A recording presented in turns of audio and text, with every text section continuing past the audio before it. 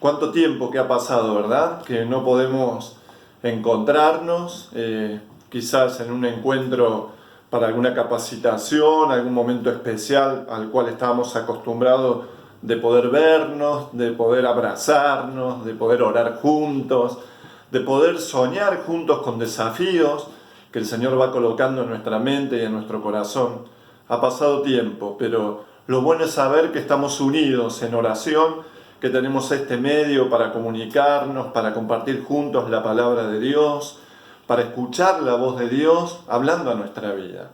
Por eso, si algo quisiera decirles en primer lugar es no flaquear, no desanimarnos, no dejar de confiar en Dios a pesar de estos momentos difíciles que nos toca vivir a todos. Y lo importante es no dejar de orar los unos por los otros. Así que les envío mi abrazo a la distancia, mi cariñoso saludo y sobre todo mi oración para cada uno de ustedes, especialmente. Yo los quiero invitar ahora a que puedan tomar su Biblia allí donde se encuentren, en su hogar o en algún otro lugar, que puedan tomar la Biblia. Vamos a ir al Nuevo Testamento, al libro de Hechos de los Apóstoles. Y allí yo quisiera detenerme con ustedes a pensar en algunos versículos que han llamado mi atención en este tiempo, me han hecho pensar mucho, me han hecho releer más de una vez, orar, porque sentía que Dios me estaba diciendo algo detrás de estos versículos. Por eso lo que voy a compartir es fruto de un momento de lectura intenso, de haber orado, de haber preguntado a Dios, Señor, ¿qué me querés decir? ¿Qué tengo que sacar de estos versículos que siento que hay algo para mi vida? Y está en el libro de Hechos, capítulo 2. Ustedes saben que estamos estudiando en estos días el libro de Hechos de una manera muy especial, pero el capítulo 2 tiene un mensaje muy particular. Allí estaba esa primera iglesia naciente, con un esplendor intenso en lo misionero, en la predicación de la palabra. La iglesia, por lo que dice la Biblia, crecía y mucho, se expandían, se abrían obras, se desarrollaban los dones, los ministerios, y la Biblia lo dice de una manera muy clara, ¿no? Bautismos de multitudes se lograban fruto de la oración, de la predicación, del mensaje tan especial de la palabra de Dios. Pero el capítulo 2, yo los quiero invitar a leer el versículo 41 en adelante, del capítulo 2 del libro de Hechos. ¿Ya lo tienen? Bien. Versículo 41. Así que los que recibieron su palabra fueron bautizados y se añadieron aquel día como 3.000 personas. Yo trato de imaginarme aquella escena, 3.000 personas. Realmente extraordinario, imaginarme a Pedro, a los discípulos, preparando todo, abrazando a las personas, emocionándose, cantando cantos de gratitud a Dios permanentemente, alabanzas se elevaban al Señor permanentemente porque eran triunfos del Evangelio. Versículo 42. Y perseveraban en la doctrina de los apóstoles, en la comunión los unos con los otros, en el partimiento del pan y las oraciones. Versículo 43.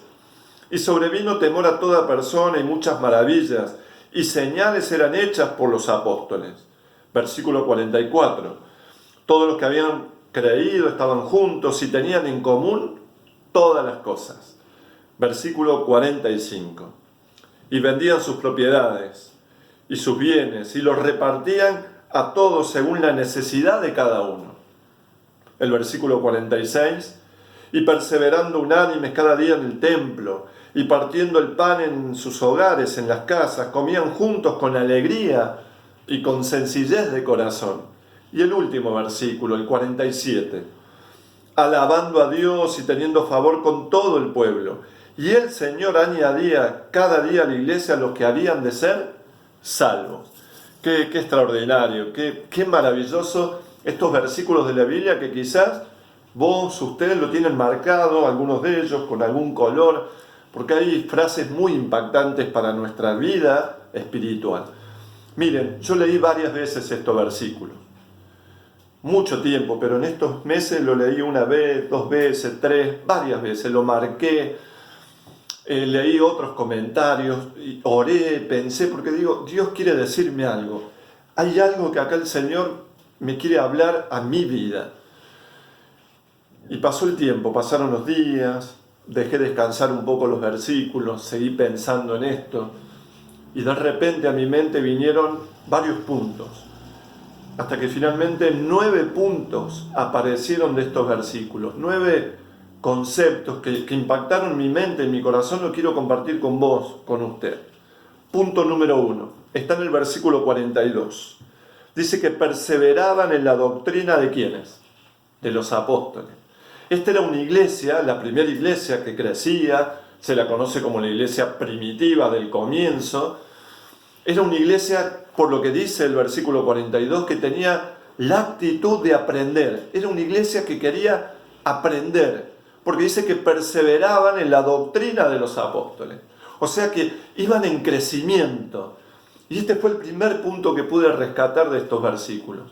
Una iglesia que crecía en el conocimiento, que quería aprender, no se conformaba con algo superficial, no se quedaron ellos con solamente el primer estudio bíblico, sino que fueron en busca de más, de conocer más, de aprender, de vivir en carne propia esto.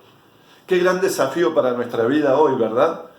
Donde mucha gente se detiene solamente a ver un video de YouTube, a quedarse con la palabra de un predicador que a veces nos impresiona por lo que dice y nos gusta porque es muy efusivo para hablar o dice alguna verdad entre comillas.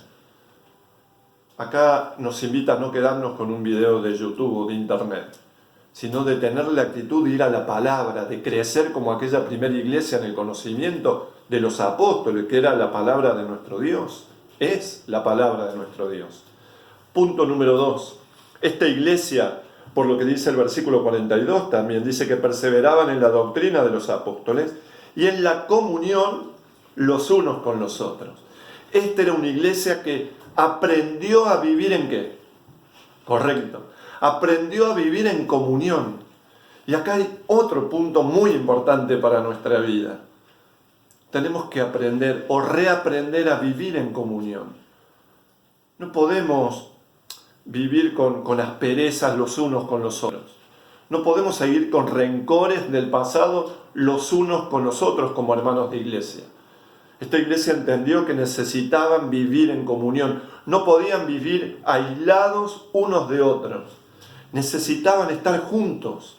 Nosotros hoy no podemos estar juntos, pero tenemos este medio para poder unirnos, para poder estar, para saber aprovechar de lograr una comunión especial. Alguien me decía en estos días pasados, pastor, ahora tengo más comunión con los hermanos que antes. Y es verdad, estamos más conectados que antes.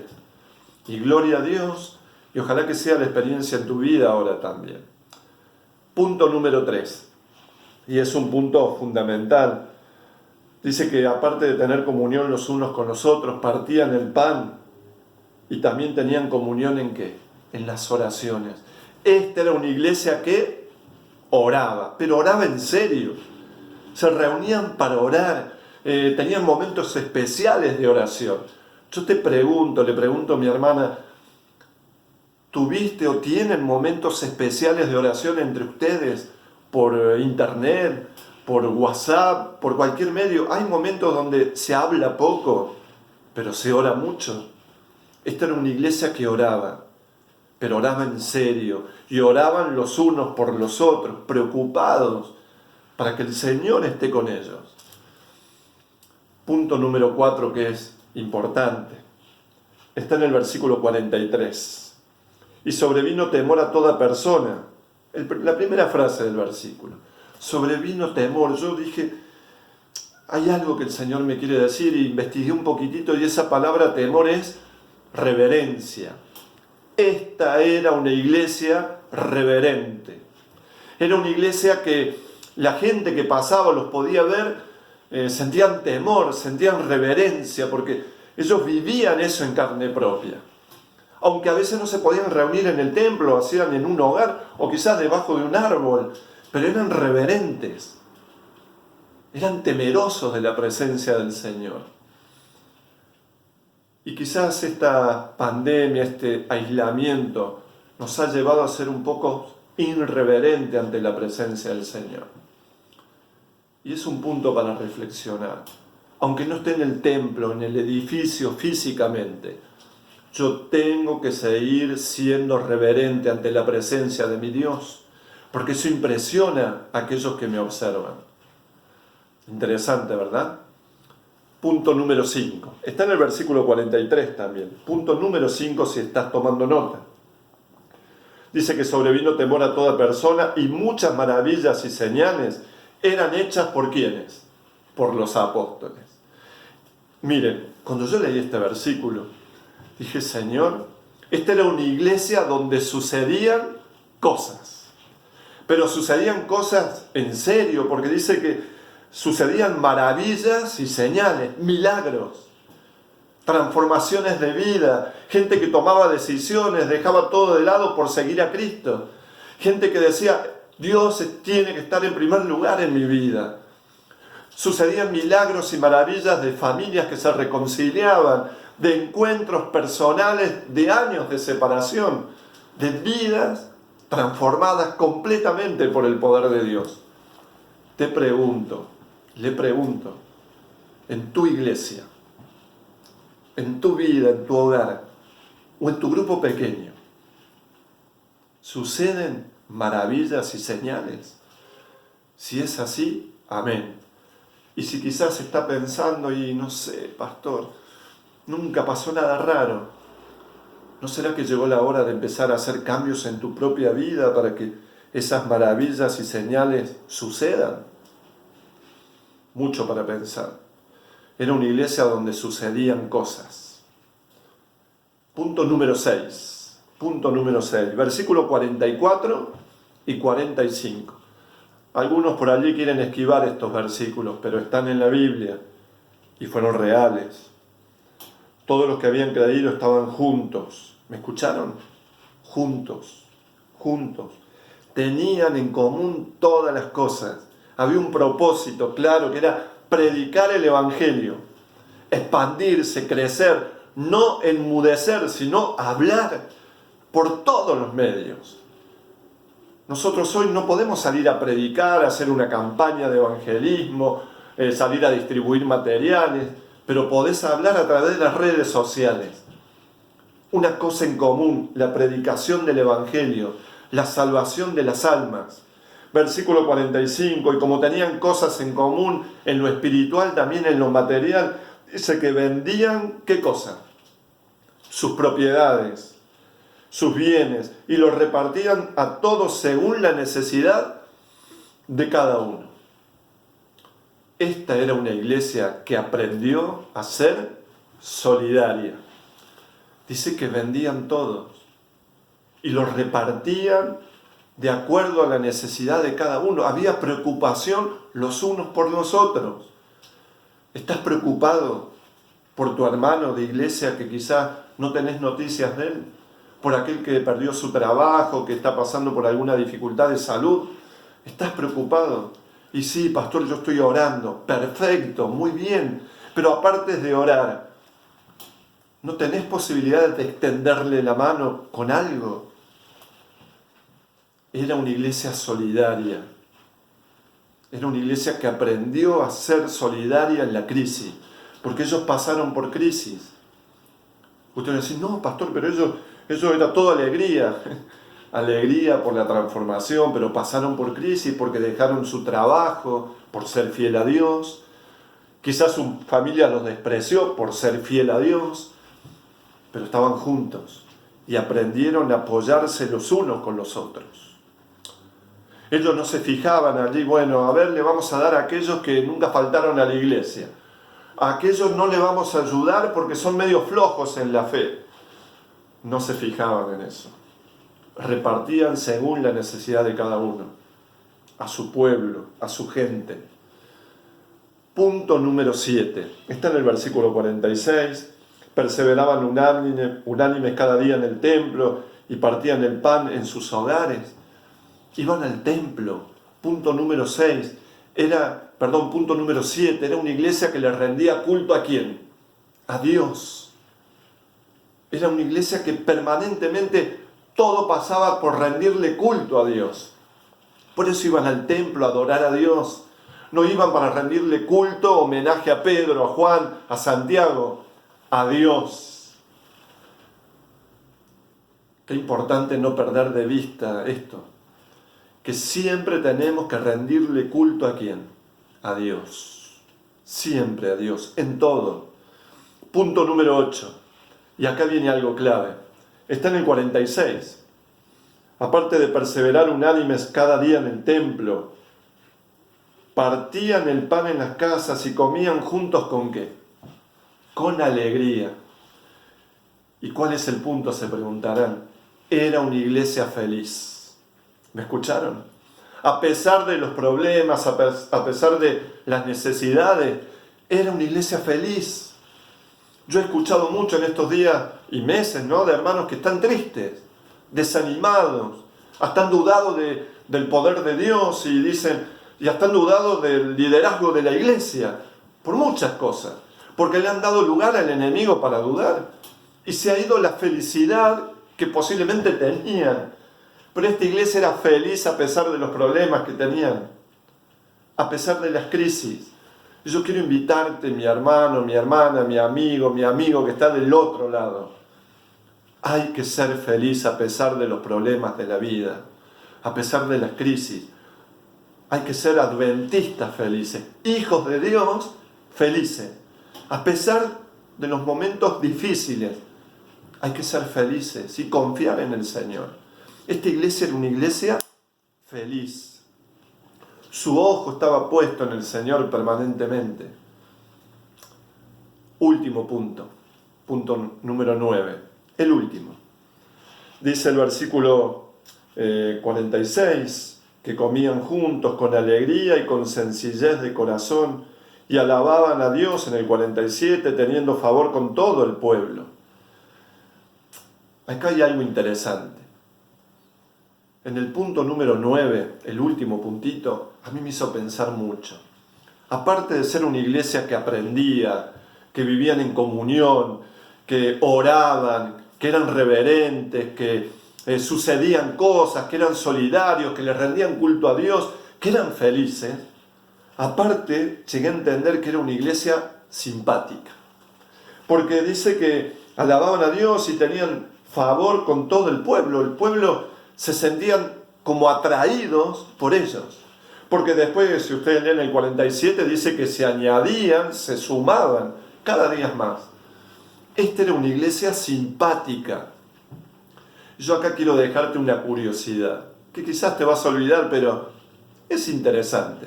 Cuando estudié estos versículos y pensé y oré, descubrí algo, que para el griego, en aquella época, para determinar o clasificar a una persona como buena, vieron que a veces uno dice, qué bueno que es fulanito, qué bueno que es menganito. Para el griego una persona buena era decirle de esta forma, agatos. Para el griego una persona buena era agatos. Es por ejemplo decir, a ver, me sale un nombre ahora, Pedro, sos agatos. O, no sé, Luisa, sos agatos. Joaquín, sos agatos, sos bueno. Para el griego era agatos, era una persona buena, simplemente buena. Pero el griego utilizaba otra palabrita que era kalos. Y el kalos era más que bueno, era bueno y agradable. Era como decir, a ver, Luis es kalos. Es bueno, pero es agradable también. Y eso conquistaba. Esta iglesia primitiva era kalos, buena y agradable. Quiero dejarte esta reflexión. ¿Cómo es tu vida en primer lugar? ¿Es una vida agradable, que atrae, que es como un imán?